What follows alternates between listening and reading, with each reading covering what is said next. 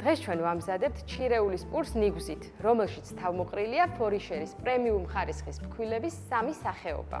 ასევე გამოვიყენებ ამ ორ ინგრედიენტს, ეს არის ბროვერის ბრენდის ძალიან გემრიელი შტოშის ჩირი და 1893-ის შტოშის სიროფი, რომელიც კომბინაციაში იდეალურად ერწყმის ერთმანეთს. სიროფის მეშვეობით მოვახდინოთ ჩირეულის ჰიდრატაცია, რაც გახდის გემოს უფრო მეტად ინტენსიურს. მიქსერის ჯამში მოვათავსოთ ყინულებიანი წყალი და შემდეგ მშრალი ინგრედიენტები და საფუარი.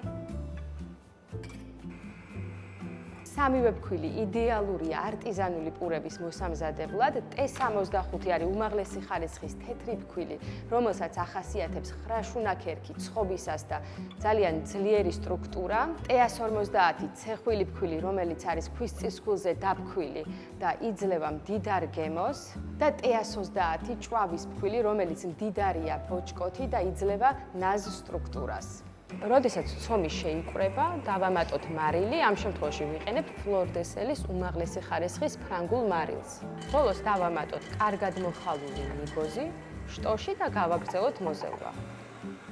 წინასწარ გავიმზადოთ კონტეინერი, DGF-ის ცხიმის სპრეი ძალიან მოსახერხებელია და გვიადვილებს საქმეს.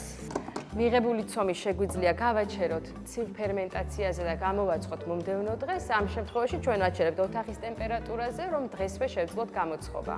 გაიარა ცომა ფერმენტაცია და ახლა შეგვიძლია გადავიდეთ დამუშავებაზე. ცომა დაისვენა ოთახის ტემპერატურაზე 10 წუთი და ახლა შეგვიძლია მივცეთ საბოლოო ფორმა.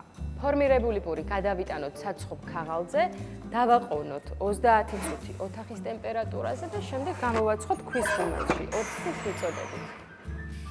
ასე არაჩვეულებრივად გამოცხვა ჩვენი პურები. ახლა ის ღა დაგვრჩენია, რომ დავაგემოვნოთ.